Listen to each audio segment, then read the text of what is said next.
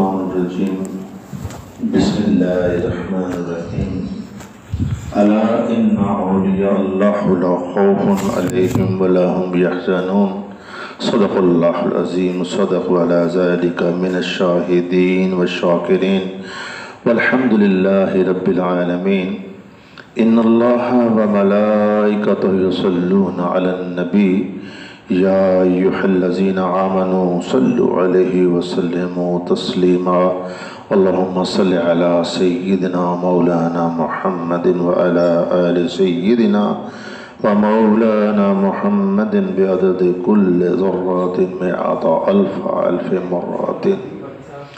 میرے معزز اور مکرم اور محتشم دوستو، یاران طریقت، میرے پیر بھائیوں، میرے پیران عظام، میری طرف سے آپ سب کو السلام علیکم ورحمۃ اللہ وبرکاتہ۔ آج کا یوم بہت اعلیٰ دن، آج ہماری ایک انجمن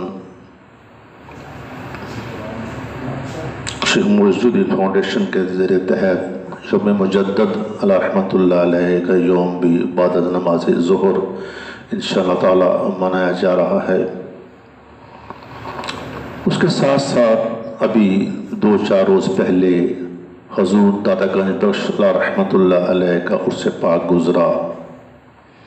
اس کے ساتھ ساتھ ہمارے امام بریلی امام احمد رضا خان صاحب بریلی رحمۃ اللہ علیہ کا بھی ایام آ رہے ہیں۔ حضور داتا گنج بخش علیہ رحمۃ اللہ علیہ کی شخصیت ایک ایسی شخصیت برصغیر پاک و ہند میں ہوئی کہ جس پر ہم سب کو اتفاق ہے، خواہ ہم کسی بھی مسلک سے ہیں، خواہ ہم کسی بھی سلسلے سے ہیں، سب کا ان کی ذات پر اتفاق ہے۔ سب دوست وہاں جاتے ہیں، خواہ وہ کسی بھی مسلک سے ہوں، کسی بھی وہ سلسلے سے ہوں، اور وہاں سے فیوز و برکات سمیٹتے ہیں۔ ہاں، وہاں جہاں رسومات ہو رہی ہیں جو اس پہ ہمارا اختلاف تو ہو سکتا ہے، لیکن ان کی ذات پر، ان کے افعال پر کسی کو کوئی اعتراض نہیں ہے، اور ہم سب وہاں جاتے ہیں اور اپنے اپنے حصے کے فیوز و برکات وہاں سے سمیٹتے ہیں۔ اسی طرح ہمارے امام بریلی رحمۃ اللہ علیہ، امام احمد رضا رحمۃ اللہ علیہ نے بھی جب ابھی 100 سال 100 سال پہلے کی بات آئی ذاری، تو جب آپ نے دیکھا کہ اسلام کی ترویج کے لیے کوئی اعلیٰ کام کرنے ہیں، تو آپ نے قرآن پاک کا ترجمہ کیا جو پوری مسلم امت میں پڑھا جاتا ہے۔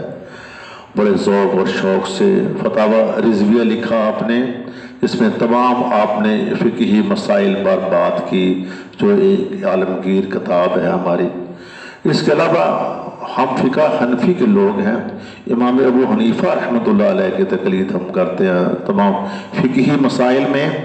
تو جب فقہی مسائل میں ہم بھی حنفی تھے، جو اہل دیوبند ہوئے وہ بھی اپنے آپ کو حنفی ہی کہلاتے ہیں، تو اس لیے پہچان کے طور پر ہم اپنے آپ کو بریلی کہلاتے ہیں کہ ہم بریلوی ہیں، حالانکہ دونوں ہی مکتب جو ہیں وہ امام ابو حنیفہ رحمۃ اللہ علیہ کی تقلید کرتے ہیں۔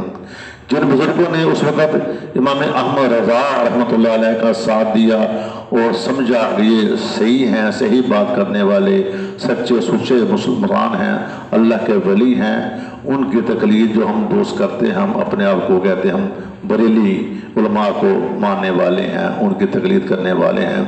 جنہوں نے ان کی وہ کہتے ہیں ہم دیوبندی علماء کی تقلید کرنے والے ہیں، دونوں ہی ہم حنفی ہم لوگ ہیں۔ آج جو بات ہم نے کرنی ہے وہ امام ربانی مجدد الفسانی محبوب ربانی السرکار مجدد الفسانی الشیخ احمد نقشبندی سرہندی رحمۃ اللہ علیہ کے بارے میں چند الفاظات میں نے کہنے ہیں۔ نسباً آپ حضرت عمر فاروق رضی اللہ تعالیٰ عنہ آپ نسب سے ہیں، اور نسبتاً آپ نقشبندی سلسلے سے آپ وابستہ ہیں۔ آپ کی ولادت باسعادت 14 شوال المعظم 941 ہجری المقدسہ جمعۃ المبارک کو سرہند شریف میں ہوئی ہے۔ آپ کا نام نبی کریم صلی اللہ علیہ وسلم کے اسم پاک احمد صلی اللہ علیہ وسلم پر رکھا گیا ہے۔ آپ کے والد ماجد الشیخ عبد الاحد فاروقی چشتی علیہ رحمۃ اللہ علیہ ولی کامل بزرگ تھے، جن کی تصوف کے رموز و نکات، اشارات اور کنایات پر گہری نظر تھی ان کی۔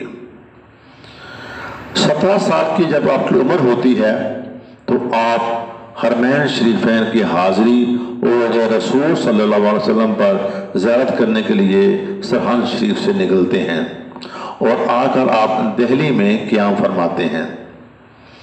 دہلی میں آپ کی ملاقات خواجہ خواجگان حضرت خواجہ باقی باللہ رحمۃ اللہ علیہ سے ہو جاتی ہے۔ پھر وہاں آپ کچھ روز قیام فرماتے ہیں۔ آپ فرماتے ہیں اگرچہ تم مبارک سفر پر جا رہے ہو لیکن کچھ نہ کچھ یہاں میرے پاس بھی تم قیام کرو۔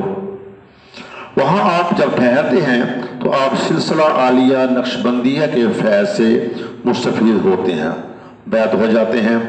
یہ طریقہ نقشبندیہ مجددیہ بنسبت خیر البشر بعد از انبیاء رضی اللہ تعالی عنہ امت کے تمام سلسلوں کا جامعہ ہے۔ مجدد اعظم مراد رسول فاروق اعظم رضی اللہ تعالی عنہ کی طرح اپنے مرشد اکمل کی بھی مراد ہے۔ اپنے پیر مرشد کی خواہش پر آپ سلسلہ نقشبندیہ میں داخل سلسلہ ہوئے۔ ایک دفعہ مجھے یاد ہے کہ 3-4 سال پہلے کی بات ہے، جہاں آج محفل ہے ہمارا جامع مجدد رحمۃ اللہ علیہ، اسی جگہ یہ جامع مجدد ہم منا رہے تھے تو وہاں محراب کے پاس ایک جب ہمارا مین اشتہار لگا ہوتا ہے وہاں لکھا ہوا تھا یوم مجدد لکھا ہوا تھا۔ ہمارے رہبر و رہنما چودھری عبد الرحمن صاحب تشریف لائے، انہوں نے جب لکھا دیکھا کہ یوم مجدد لکھا ہے تو انہوں نے ہمیں سمجھایا کہ بیٹا مجدد تو ہر صدی میں ہوتا ہے، یہ تو الف ثانی ہے، یہ 1000 سال کے بعد آنے والے مجدد ہیں، ان کا ثانی ان میں سے کوئی نہیں ہے۔ دوبارہ جب بھی لکھیں تو یوم مجدد الف ثانی لکھا کریں آپ یہاں پوسٹر پر۔ مجدد الف ثانی کا معنی ہے دوسرے 1000 کا مجدد، دوسرے 1000 سال کا مجدد۔ ہر صدی کے شروع میں ایک مجدد ہوتا ہے، لیکن یاد رہے مجدد صدی اور ہوتا ہے اور مجدد الف اور ہوتا ہے۔ فرماتے ہیں علماء کرام جو فرق 100 روپے کی نوٹ کی مالیت میں ہے اور جو فرق 1000 روپے نوٹ میں ہے، اتنا فرق ہے دونوں میں۔ وہ 100 کی ویلیو ہے وہ علیحدہ ہے اور 1000 کی ویلیو علیحدہ ہے، ان کے مراتب ان سے بہت زیادہ ہیں۔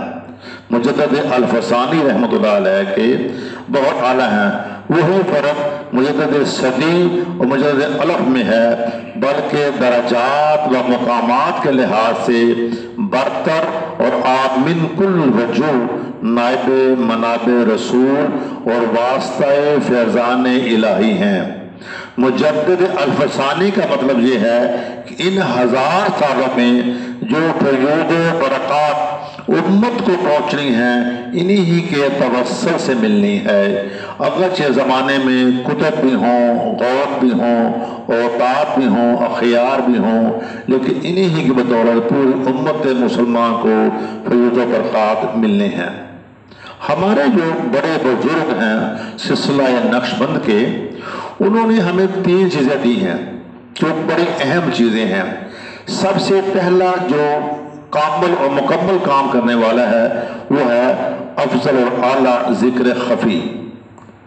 ذکر خفی یہ ہمارے سلسلہ نقشبندی کی بنیاد ہے، اس کی کنجی ہے، بالکل اس کے بغیر ہمارا دروازہ نہیں کھل سکتا۔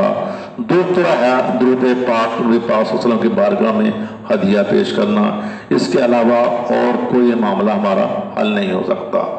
تیسرا ہے ہمارا کہ حضرت عارف باللہ حضرت مولانا یعقوب بن عثمان چرخی قدس سرہ فرماتے ہیں کہ ہمارے خواجہ خواجگان شہنشاہ اولیاء نقشبند السید محمد بہاؤالدین نقشبند بخاری قدس سرہ الباری سب سے پہلے طالب کو دائمی وضو کی ہدایت کرتے. جب بھی آپ کسی کو سلسلہ عالیہ میں داخل فرماتے تو اس کو سب سے پہلے یہی کہتے بیٹے ہر وقت آپ نے باوضو رہنا ہے. سب سے پہلی ہدایت یہ ہے کہ ہر وقت آپ نے باوضو رہنا ہے.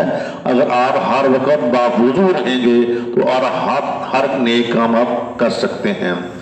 دائمی وضو طریقت کی پہلی منزل ہے. حدیث پاک میں آتا ہے اللہ تعالیٰ روز قیامت مومن کے ان اعضاء کو جو جن پہ وہ وضو کرتا تھا اللہ پاک نور کا زیور پہنائے گا. اس کو وضو کا ہر عضو نور کی چمک دمک سے چاند اور سورج اس سے شرمائیں گے اور روز قیامت مومن کا ہر عضو وضو والا نور سے منور ہو جائے گا.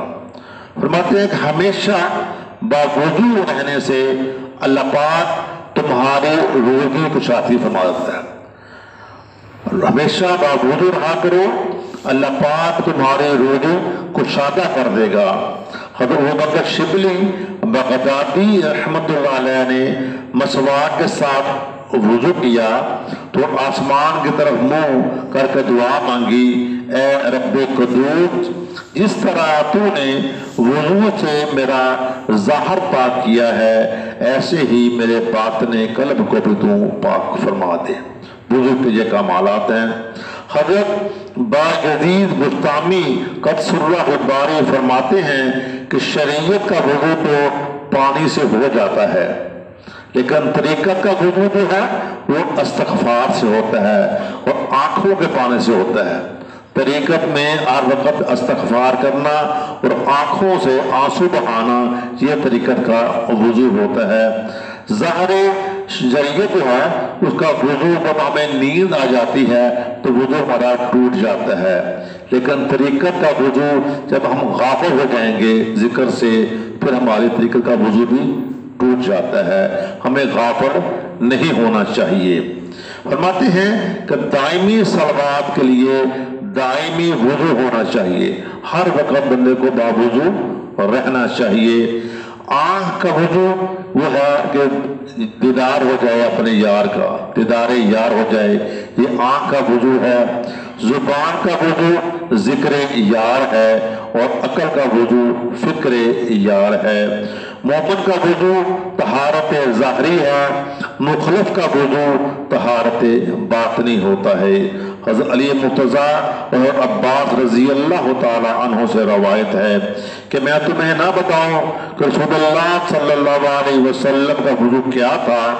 انہوں نے ہر وضو کے اعضاء کو 3 بار دھویا اور فرمایا یہ وضو نور العلا نور وضو ہے, یہ وضو سب سے اعلیٰ وضو ہے.